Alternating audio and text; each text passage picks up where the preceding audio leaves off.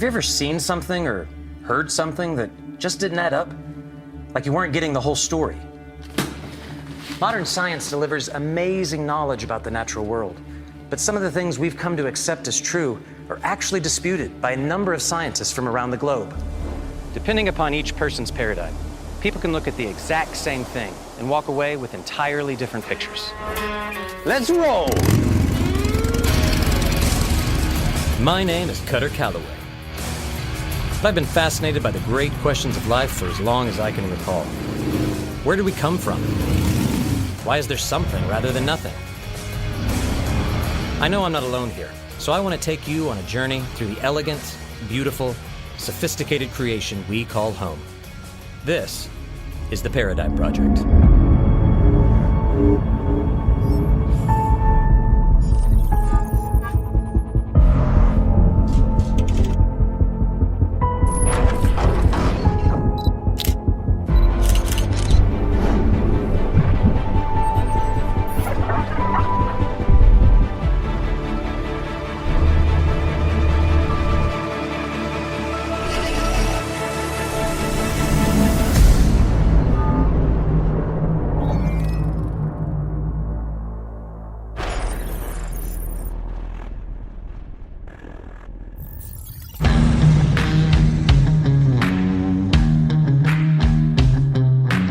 In this episode, we find ourselves in Newport Beach at a gathering of some of the world's most dangerous minds, a group of PhDs that dare to question neo-Darwinian thinking. For those of you who aren't familiar with Charles Darwin's theory that all of life evolved from random, undirected processes, hang tight and we'll unpack it for you shortly.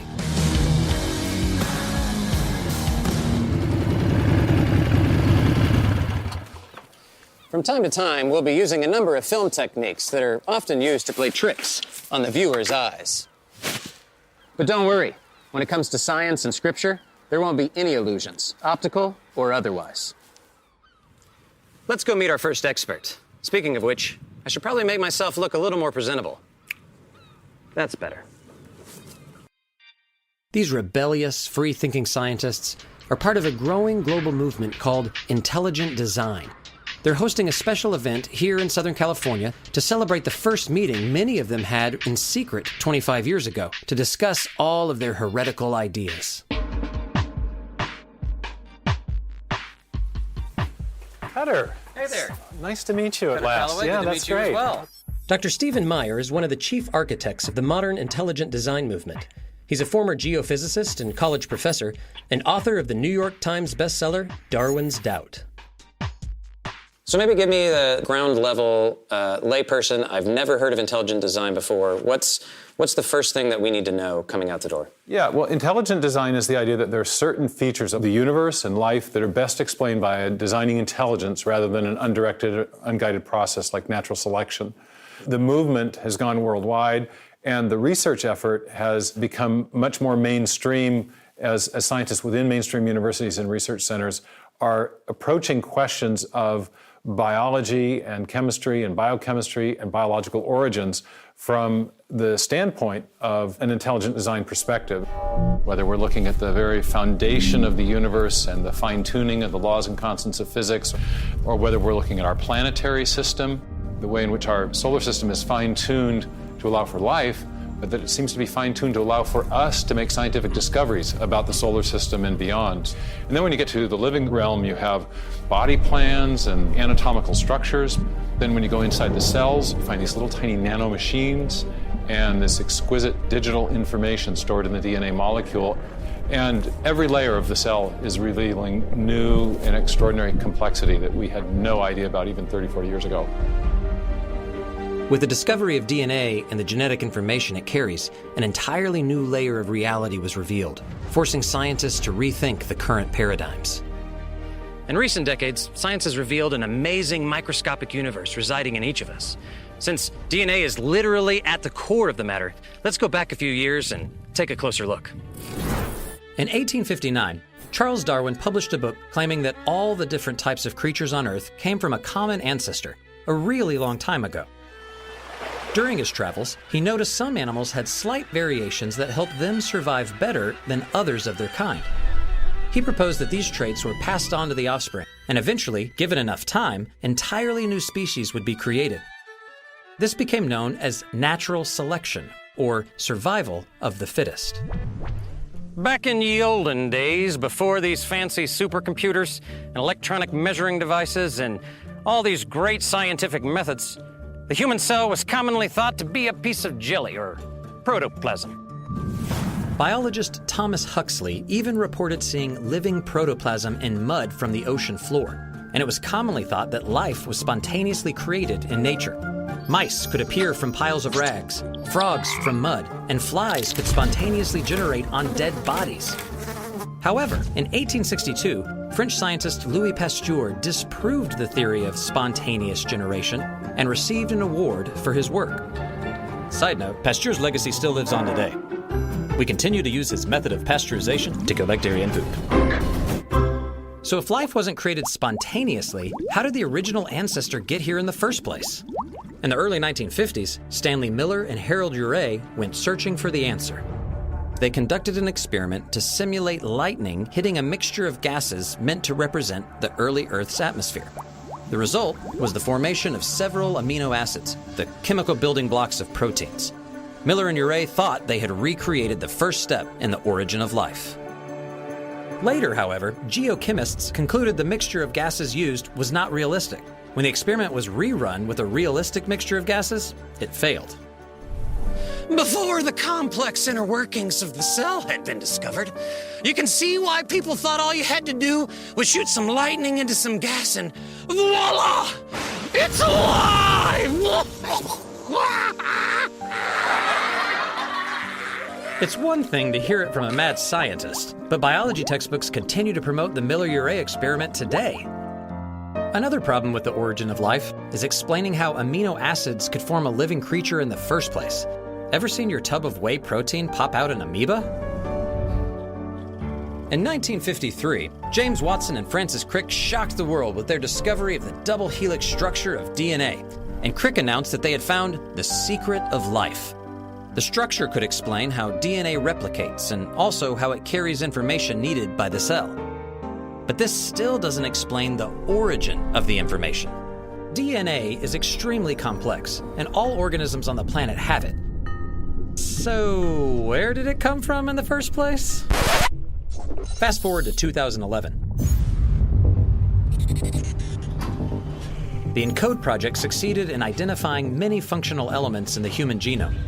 Turns out we have over 3 billion pairs of subunits in each DNA molecule, which contain information necessary to build our bodies.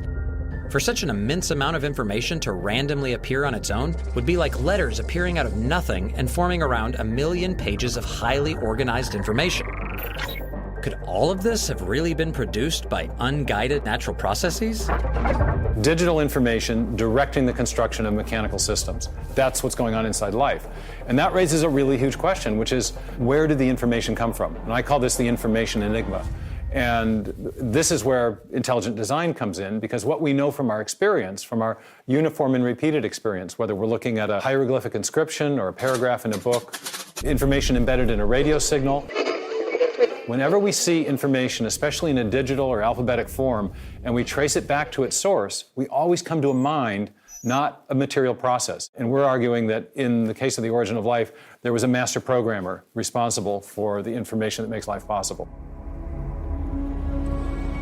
Bill Gates, the man who helped revolutionize the world by creating Microsoft, said, "DNA is like a computer program, but far, far more advanced than any software ever created."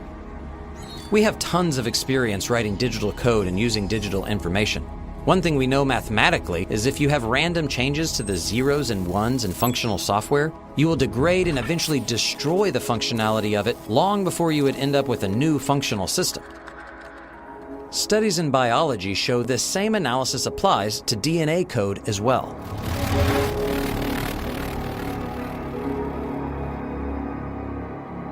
So it takes intelligence to create information. If we saw a drawing of DNA in the sand, would we ever think it occurred from random mindless causes like erosion and wind?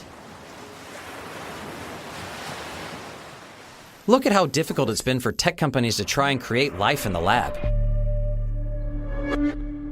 From AI to robots to other experiments, it's so complex that even with countless billions of dollars invested, we still don't fully know how the human mind works. And can't even create the amino acids needed for life using purely naturalistic processes. I think it's really important right now to critique Darwinism on its own terms, on scientific terms. The theory is in a state of crisis. It has been for a while. It does a great job of explaining small-scale modifications, like finch beaks that get a little bigger, a little smaller in response to changing weather patterns in the Galapagos. But it does a really bad job of explaining the origin of birds and animals in the first place. Natural selection explains the survival, but not the arrival of the fittest. Mutation and selection can't even explain the origin of a single protein. The general consensus in the field, even people like Richard Dawkins, who's a great proponent of Darwinian materialism, has acknowledged publicly that no one knows how the first life arose via an evolutionary process or a materialistic process. Darwin's theory has evolved over the years into the modern neo-Darwinian theory, which assumes the first creature was probably a single-celled organism that formed itself, probably in the ocean. Somehow, this creature would have sustained itself long enough to eventually reproduce. As generations of offspring were created, beneficial mutations in their DNA would eventually create more complex features such as arms, brains, wings, and eyes, and eventually all the species we have today. Darwinian thinking is used to explain everything from why we make the decisions we do, like which foods and mates we prefer, to why humans have a tendency to believe in God.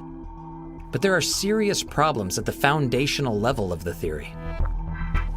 Despite the confident hype in biology textbooks and news reports, doubts about Darwinian evolution are growing among scientists. Darwinian ideas are so entrenched in our culture that it will take time for things to change. But that change has begun to happen. What are the implications for this conversation for everyday people in the pews or everyday person just living their life as a Christian in the world? Why should they care about this conversation? We have an epidemic in this culture of, first of all, suicide. We're at all-time high rates, especially suicide among young people. We have an opioid epidemic. I think a lot of what drives the angst in the culture is a sense that there isn't or can't be an ultimate meaning to life. And that is, I think, actually a very rational response to the prevailing philosophy of our elite culture, our knowledge culture coming out of the universities, the law schools, the courts, the idea that matter and motion are all that ultimately exists, that at the end of the day, there will be a heat death of the universe, and that when we die, we rot.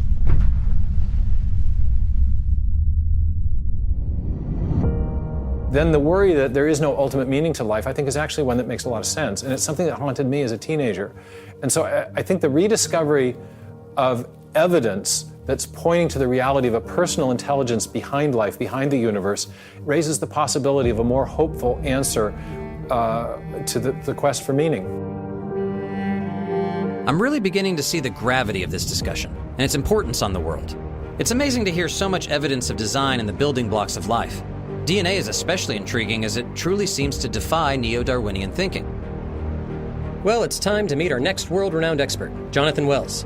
Dr. Wells has 2 PhDs, is a medical laboratory supervisor, taught biology at California State University, and has published many books, including the infamous Icons of Evolution, which discusses the use of outdated and incorrect evidence of evolution in school textbooks. Hey, Dr. Wells, I presume. Cutter Calloway, yeah? Nice to meet you. Good to meet you as well. Heard a lot about you. Thanks, me as well. You want to come back and have a conversation with us? Let's do it. Great, all right. I hear you were a lifeguard? Yeah, not a beach lifeguard. Oh, okay. I was a lifeguard for many years. I taught lifeguards. We found ourselves a nice little place here on the beachfront. Good. You know. The Paradigm Project, Jonathan Wells, take one. It'd be interesting to hear you talk about what's the most exciting evidence you're seeing that points in the direction of God. Well, I'm an embryologist by training. I always thought that in embryology, we saw the most evidence for design. Then I met a bunch of colleagues from other disciplines, and they all thought that in their discipline, there was the most evidence. The evidence is all around us, I think. When I finished my undergraduate work, which was in the sciences, I was basically an atheist. I just assumed that Darwinism was true. The more I learn as a scientist, the more design I see. We know now, which Darwin didn't know, that cells are incredibly complex assemblies of molecular machines that move cargo along microtubules inside the cell, like trucks on a highway, and they're very specific about where they're going. Other molecular machines unwind the DNA so it can be transcribed into protein, RNA and protein. When you look at these details, which we can now do with modern technology, the appearance of design is just overwhelming. I mean, these things don't happen by chance. I first saw design in nature, and then I read the Bible. I actually read it from cover to cover like a novel. I see it, among other things, as a history of God's relationship with us. Design, for me, is based, however, on evidence, not on the Bible. In the classic tradition, of course, they are both revelations from God, the natural revelation and the scriptural revelation. And they combine to give us a fuller understanding. They don't contradict each other, and that's how I see it now. Yeah, it reminds me a bit of Psalm 19, the heavens declare the glory of God, and then later in the same psalm, the law of the Lord is perfect and right. So it's both, here's this natural wonder proclaiming God, and then also God's law given to us. One without the other is hard to really make coherent, I think, but they're sort of partners. Since I saw design and changed my thinking, I have never doubted it. Just so we're on the same page, let's discuss a few definitions. The word adaptation, of course, precedes Darwin, and it just means the ability of an organism to change to fit its environment. What it tells me as a biologist is that organisms are incredibly well designed so that they have the ability to adapt to their environment, within limits, of course. Another side of the coin is the idea of mutation, mistakes in DNA copying. They do cause some disease. One thing we know for sure from the evidence is that mutations do not lead to new species, new organs, or new body plans. That is what Darwin's theory requires. Our understanding of the world is framed by a very particular set of pictures. For most 21st century people, the Darwinian picture is the default way of framing things. But what if we used a different frame? Would we see anything new? Evolutionary thinking, that is Darwinian thinking, gave us the notion of junk DNA. We know that only 2% of our DNA encodes proteins. And for a long time, many biologists thought the other 98% was junk because they thought that evolution was accidental and the junk just accumulated. But anyone coming from a design perspective would have thought, well, maybe there's function there. It turns out that there is in much of that. And the more we look, the more function we find. So Darwinian thinking actually was a science stopper for a long time. Design thinking would have freed it up and encouraged research into this so-called junk DNA. This is some pretty mind-blowing stuff. So why aren't we hearing this side of the story on our favorite nature show? We're hoping our next expert can shed some light on this question for us. Dr. Doug Axe is already back at work, so let's hit the road.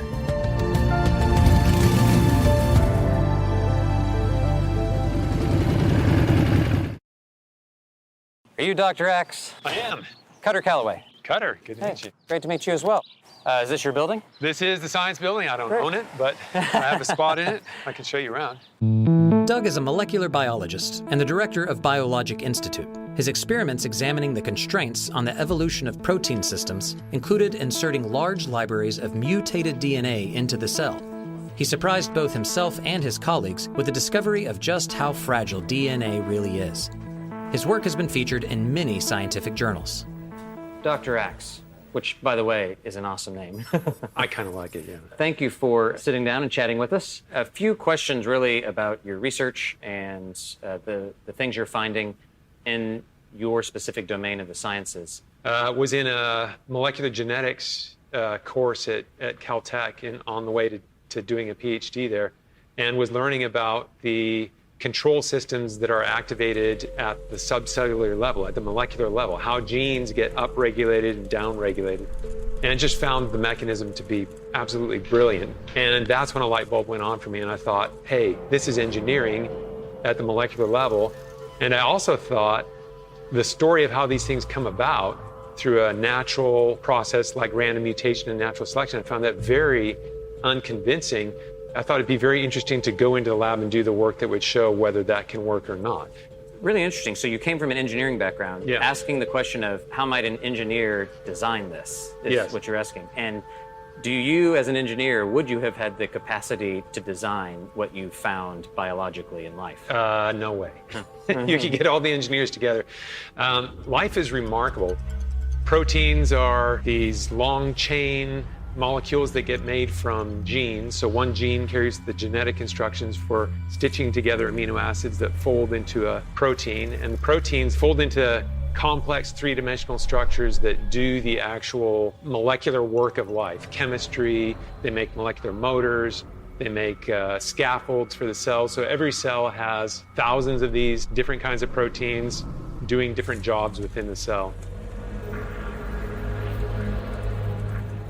As a believer who bases his life on the truths of Scripture, everything that I do is touched by my understanding of what's true, and Scripture is the big thing that informs me about what's true. I'm also being informed by simply looking at the world around me. If God did create the universe, then when you're studying things, you're studying the handiwork of God.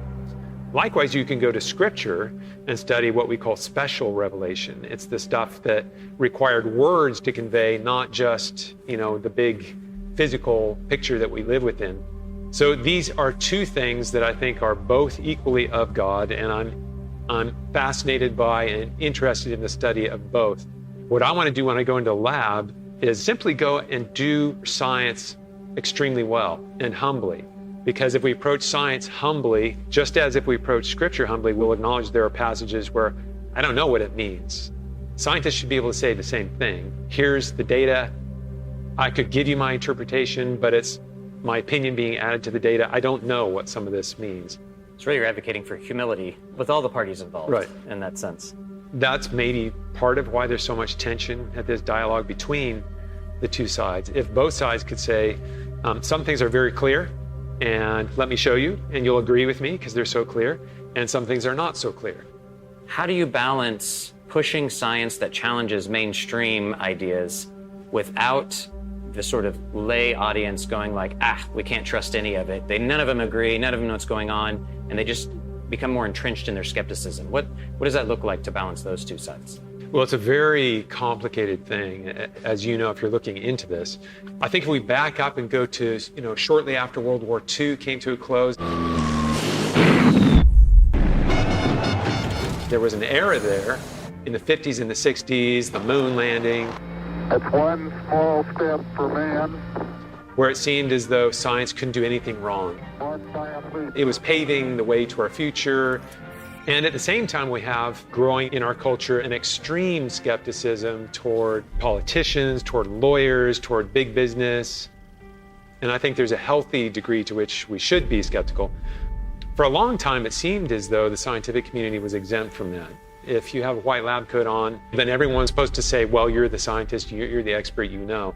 The reality is the people doing science are 100% human. They're as human as the people doing business or politics. They do have their selfish interests. There's fame and fortune to be had in the sciences. And in that mix, the truth gets maligned occasionally. But a big message is you don't have to be an expert to enter into this. You don't have to have a PhD to be confident that your intuition that we're here because we're intended to be here is correct. You can do that from common sense. Our view of the world is increasingly being influenced by big data and algorithms. We may think we're encountering reality when we look on our favorite social media, but the truth is, our pictures of the world are being manipulated and dictated to us by multinational corporations and other moneyed interests. These corporate giants reap massive profits by steering us toward certain products, thoughts, experiences, and even political candidates. And if that's the case, with all that information that's out there, how do we know what to trust, much less whom to trust? When you read online that scientists say, how do you know if it's all scientists, 100 scientists, or no scientists at all? Well, for starters, we need to do a better job of following the information back to the source for ourselves. But beyond that, in this information age, we need to develop wisdom and discernment. this age of information, you can't always trust everything you see. One of the greatest challenges we face as people of faith in the modern world is that we're losing our ability to see through the lens of the other. It's almost like we've lost this critical capacity to empathize with, much less love our neighbor as ourselves, especially neighbors who see the world differently than we do. And the time has come for a radical rethinking of this paradigm.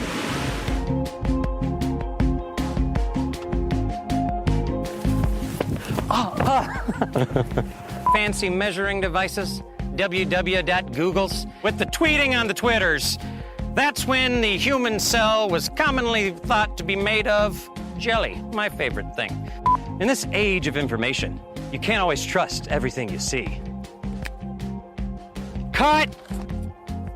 You are in my eye line. Wait, none of this is actually recording yet, is it? We've got so much more in store for you all, so stay tuned for the next episode where we'll explore the latest scientific discoveries about human consciousness, navigation systems in birds, and even the best recipe for fish tacos. In the meantime, keep that mind open.